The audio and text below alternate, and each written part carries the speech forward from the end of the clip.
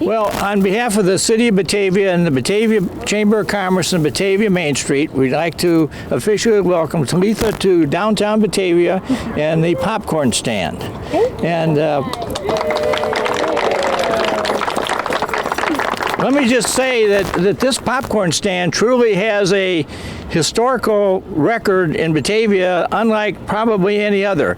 And I share that because if you talk to some old-time Batavians, which I had the privilege to do before they passed on, they shared with me a couple of stories about how the popcorn stand in the early days of Batavia was the newsroom for the town. And specifically on December 7th, 1941, the day Pearl Harbor got attacked, this was where the news first spread from, was people went to the popcorn stand and somebody had a radio that they had plugged in, and they were getting reports about the attack on Pearl Harbor. So that was one interesting moment when the Batavia and the popcorn stand really helped spread the word. And the other one has a more interesting kind of historical connection, I believe it was the day we landed on the moon for the first time in 1969. July 20th, 1969. I wanted to say 19th, but it was the 20th. Anyway, on that particular day, as you may remember, two of the astronauts landed, and Neil Armstrong and Edwin Aldrin. And it quickly spread around Batavia that we had more than just a passing interest in that particular event, because Buzz Aldrin's grandfather, whose name was Fay Arnold Moon, was the minister of the Batavia Methodist Church up here at the top of the hill from 1915 to 1918. And as a result, Reverend Moon, with his grandson being the astronaut who landed on the moon, it got to be, we had NBC and CBS and everybody in Batavia later that day wanting to do stories. But of course, I believe the actual landing took place on Sunday afternoon. And again, somebody, I think by then had a TV set up in the popcorn stand, and you could buy popcorn and watch the landing on the moon. So this place has really played some very unique roles, not only in Batavia history, but its connection to national history.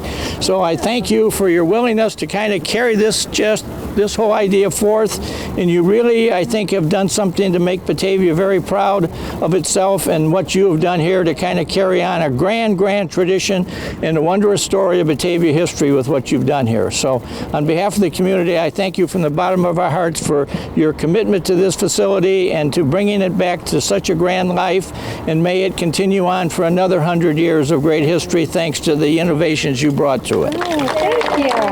So if you want to join with me and put your hand on the scissor. Should I introduce Robert George real quick? Sure, if you'd like to. Yeah, is that okay? Sure.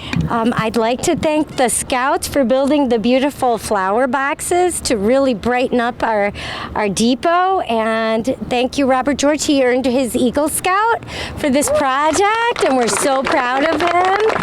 And would you like to say a few things? Yeah.